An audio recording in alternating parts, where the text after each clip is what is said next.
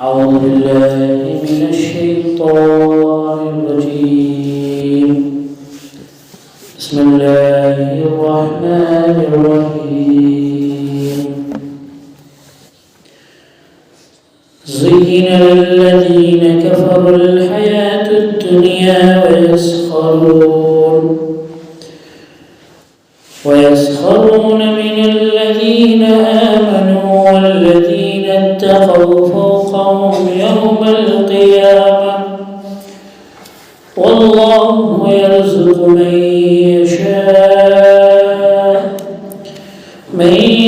يشاء بغير حساب. كان الناس أمة واحدة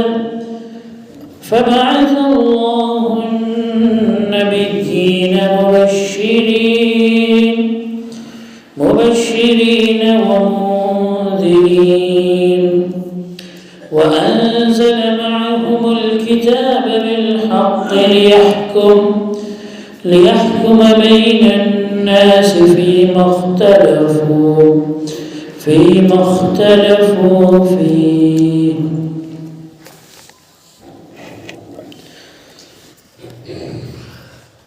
اللہ تبارک و تعالی نے پچھلی آیتوں میں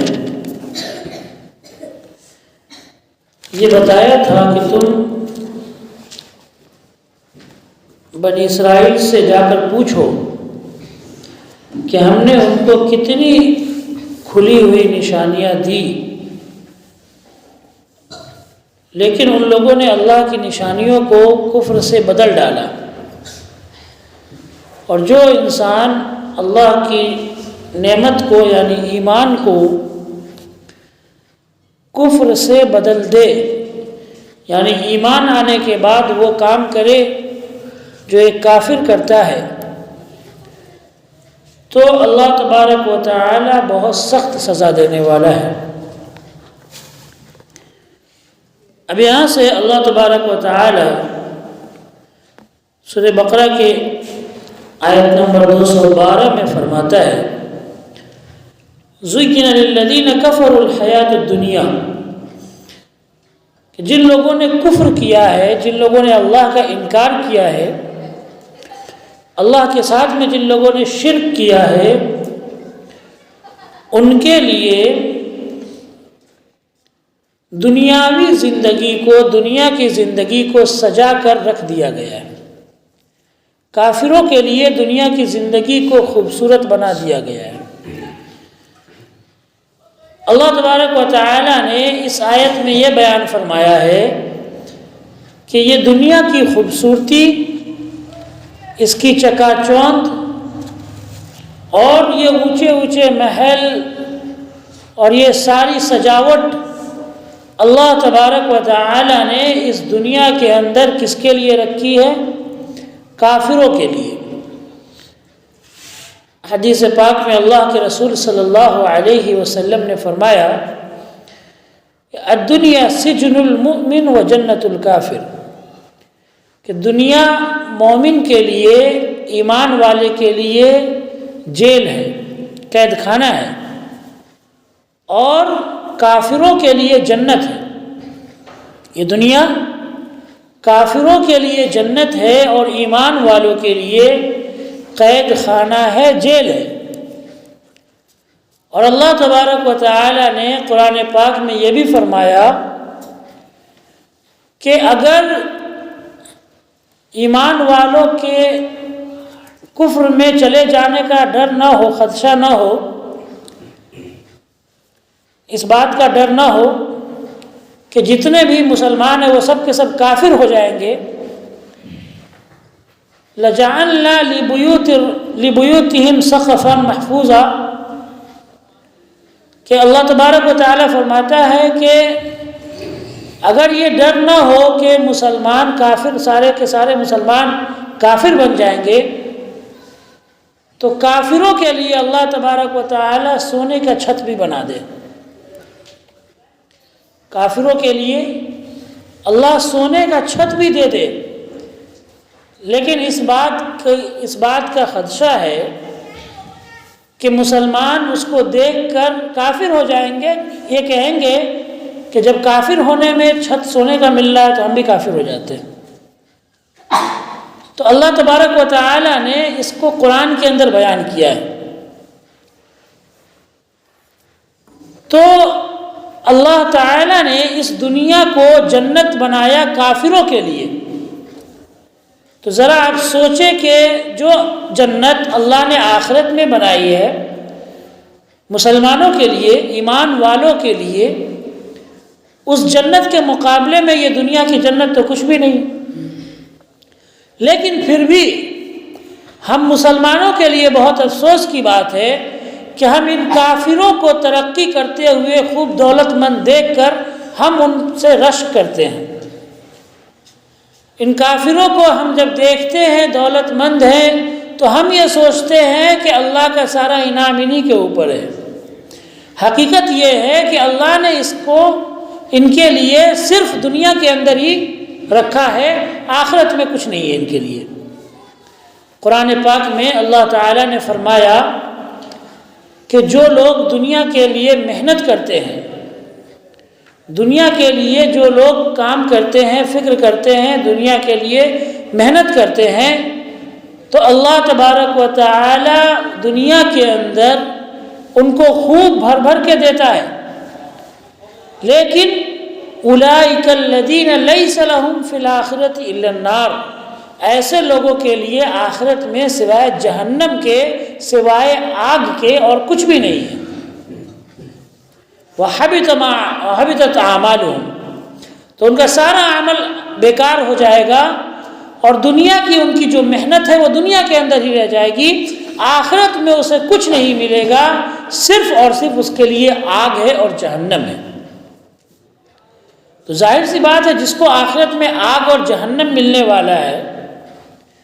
اس کو اللہ تبارک و تعالی نے دنیا میں اگر کچھ عیش و آرام کی زندگی دے دی تو یہ کوئی بڑی بات نہیں۔ اللہ تعالیٰ نے تھوڑی سی دولت دے دی تو یہ کوئی بڑی بات نہیں، اور مسلمانوں کو ان کو دیکھ کر ان سے آگے بڑھنے کی کوشش نہیں کرنی چاہیے دولت کے معاملے میں، کہ جیسے بھی حرام آئے حلال آئے جیسے بھی آئے، بس دولت ان کافروں سے ہماری زیادہ ہو جائے، اس کی فکر اور اس کی محنت نہیں کرنی چاہیے، ورنہ ان کا بھی انجام ان کافروں کے ساتھ میں ہوگا۔ حلال طریقے سے اپنی محنت کے مطابق، اپنی کوشش کے مطابق حلال طریقے سے اللہ تبارک و تعالی جتنا دے دے اس کو رکھے، اس کو اللہ کے راستے میں خرچ کرے، لیکن کافروں سے آگے بڑھنے کی کوشش، ان سے کمپٹیشن کرنا اور حرام طریقے اپنانا، حرام راستے اپنانا دولت کمانے کے لیے تاکہ کافروں سے ہم آگے بڑھ جائے، پھر ہم میں اور ان میں کوئی فرق نہیں رہ جائے گا۔ اس لیے کہ اللہ تبارک و تعالی نے یہاں پر کیا فرمایا، زُيِّنَ لِلَّذِينَ كَفَرُوا، کہ کافر جو ہے ان کے لیے اللہ تعالی نے اس دنیا کو خوبصورت بنا کر رکھا ہے، خوبصورت بنا کر۔ اور حقیقت یہ ہے کہ جب آپ کے اندر ایمان پیدا ہوگا، جب آپ کے اندر حقیقت میں اسلام آئے گا، آپ کے اندر،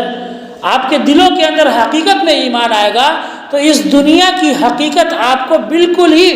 بیکار معلوم ہوگی۔ جب آپ کے اندر ایمان آئے گا، حقیقت میں ایمان ضروری ہے سب سے پہلے دل کے اندر۔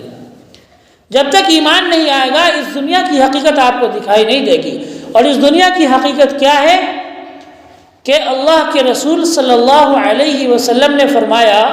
لو كانت الدنيا تعدل عند الله جناح بعوضة لما سقى الكافر شربة ماء، کہ اگر یہ دنیا اللہ کے نزدیک مچھر کے پر کے برابر بھی حیثیت رکھتی تو اللہ تعالیٰ کسی کافر کو ایک گھونٹ پانی بھی نہیں پلاتا۔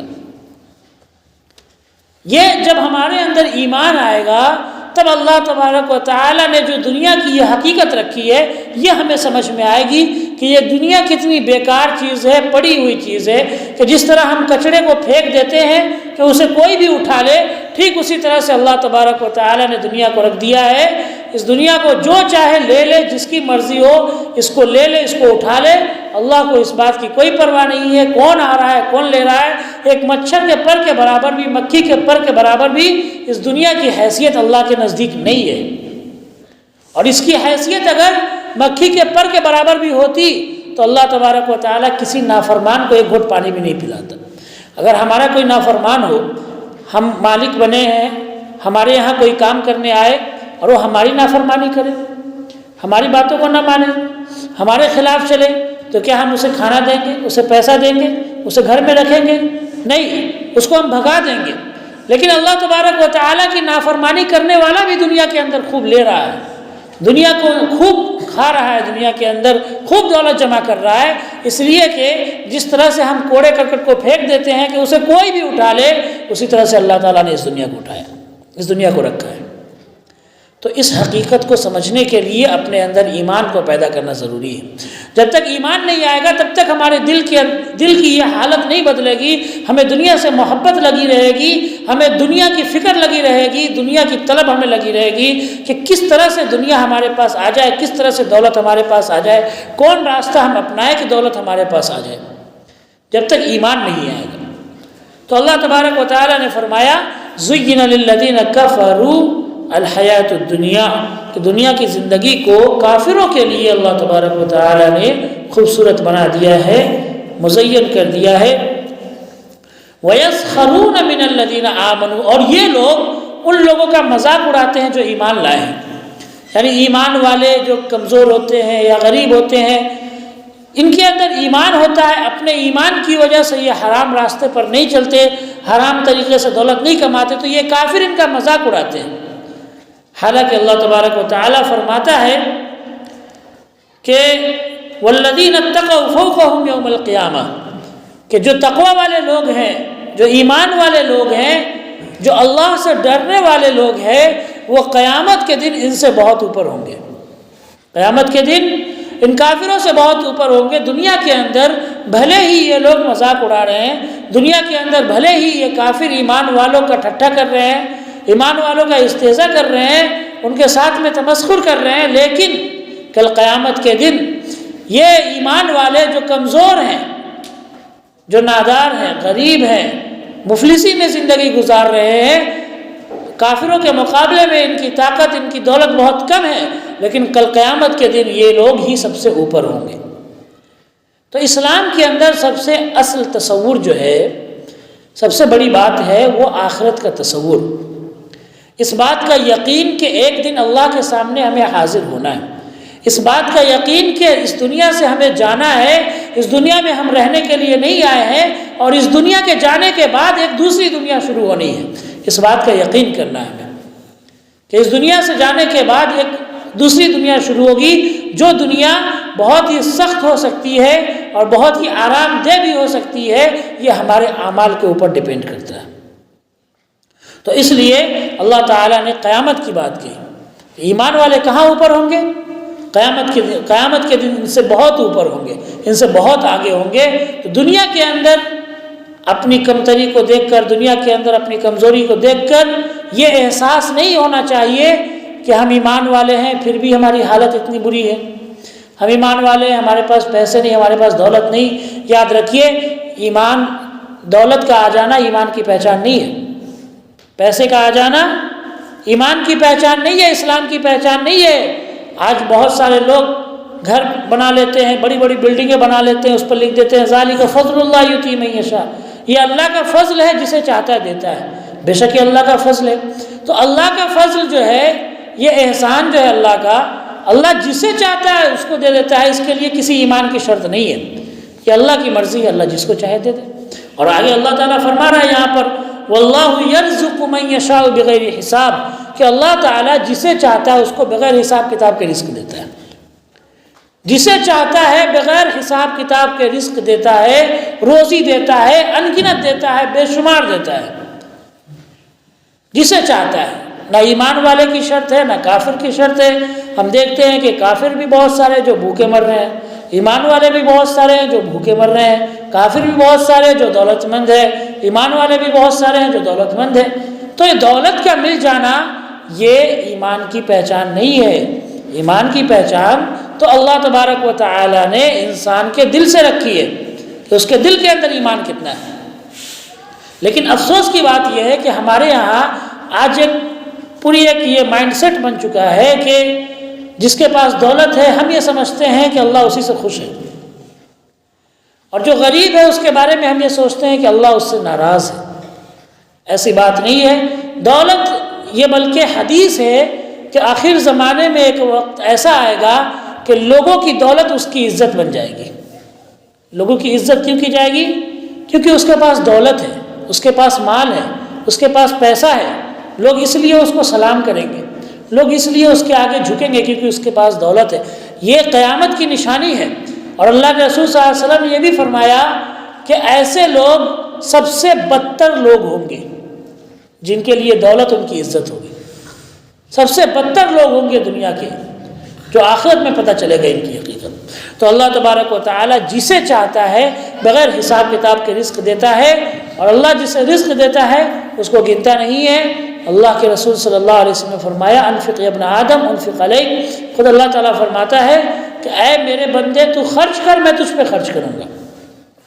تو جتنا خرچ کرنا ہے خرچ کر۔ اور اللہ کے رسول صلی اللہ علیہ وسلم نے حضرت بلال رضی اللہ عنہ سے کہا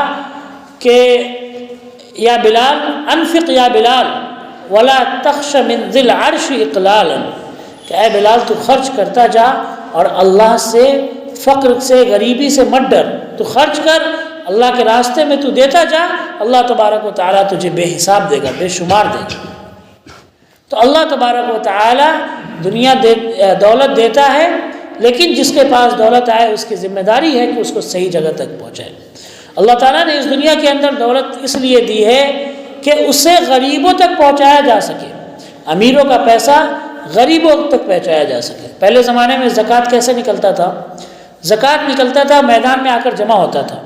آسمان سے ایک آگ آتی تھی، وہ زکوٰۃ کے مال کو آگ کھا لیتی تھی اور وہ آگ چلی جاتی تھی۔ جس کی نیت اچھی نہیں ہوتی تھی وہ آگ اس کو چھوڑ دیتی تھی۔ لیکن اس زمانے میں اللہ کے رسول صلی اللہ علیہ وسلم کے اس امت میں اللہ تعالیٰ نے اس امت پر یہ احسان کیا کہ اللہ نے اس کی دولت کو آپس میں ہی گھما دیا کہ امیروں سے مال لیا جائے اور غریبوں میں بانٹا جائے۔ اس طرح سے سماج کے اندر کوئی بھی بھوکا نہیں رہے گا۔ لیکن افسوس کی بات ہے کہ آج ہندوستان کے اندر اتنے مسلمان ہیں، کروڑوں کی تعداد میں مسلمان ہیں، پھر بھی لوگ بھوکے مر رہے ہیں، پھر بھی سڑکوں پر لوگ بھوکے پیاسے تڑپ رہے ہیں۔ اس کا عذاب کسی اور پر نہیں بلکہ ہم مسلمانوں پر پڑنے والا ہے، جن کو اللہ تعالیٰ نے مال دیا ان کے اوپر اس کا عذاب، اس کا وبال پڑنے والا ہے۔ اگر لوگ ایمانداری کے ساتھ میں اللہ کے راستے میں خرچ کرتے، زکوٰۃ نکالتے،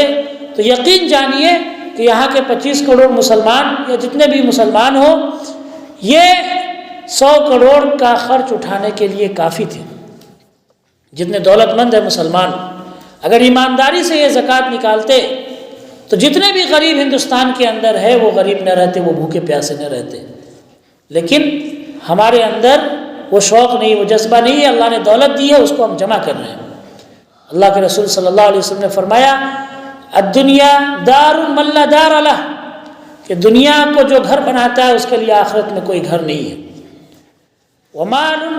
من لا مال لہ، اور دنیا کے اندر جو مال جمع کرتا ہے اس کے لیے آخرت کے اندر کوئی مال نہیں ہے۔ وَيَجْمَعُ مَن لَا عَقْلَ لَهُ، اور دنیا کو جمع کر کے وہ رکھتا ہے، بچا بچا کر اکٹھے کر کے گھر کے اندر وہ ڈالتا رہتا ہے جس کے پاس عقل نہیں ہوتی، جو بیوقوف ہوتا ہے، جو بیوقوف ہوتا ہے۔ اللہ کے رسول صلی اللہ علیہ وسلم نے یہ بھی بات فرمائی کہ ہر صبح کو فرشتے، 2 آسمان سے فرشتے نازل ہوتے ہیں اور یہ دعا کرتے ہیں کہ اے اللہ خرچ کرنے والے کو تو خوب دے، اور دوسرا فرشتہ دعا کرتا ہے اے اللہ بخیلی کرنے والے کے مال کو تو برباد کر دے۔ تو 2 فرشتے یہ دن بھر یہ دعا کرتے ہیں، آسمان سے اترتے ہیں اور دن بھر یہ دعا کرتے ہیں کہ اللہ خرچ کرنے والے کے مال میں برکت دے، اور جو بخیلی کرنے والے ہیں ان کے مال کو ختم کر دے، ان کے مال کو برباد کر دے۔ تو اگر ایسا ہے کہ اللہ تعالیٰ نے دولت دی ہے تو اسے اللہ کے راستے میں لگائیں، اسے اللہ کے راستے میں خرچ کریں، انشاءاللہ یہ ہمارے لیے ذخیرہ ہوگا آخرت میں، اور جب ہماری نیکیاں ختم ہو جائے گی اور ہم تڑپ رہے ہوں گے، ادھر ادھر گھوم پھر رہے ہوں گے کہ کہیں سے ایک نیکی ہم کو مل جائے، تو یہ صدقہ خیرات کہیں سے چل کر آ رہا ہوگا، کہیں سے ہم نے کسی غریب کو کھانا کھلا دیا، وہ خیرات کی نیکی ہمارے پاس چل کر آ رہی ہوگی اور ہمارے پلے کو جھکا دے گی، اور اس طرح سے انشاءاللہ ہم سب جنت میں داخل ہوں گے۔ اللہ تعالیٰ سے دعا ہے کہ اللہ ہم سب کو کہنے سننے سے زیادہ عمل کرنے کی توفیق عطا فرمائے۔ وآخر دعوانا الحمدللہ رب العالمین، وما علینا الا البلاغ۔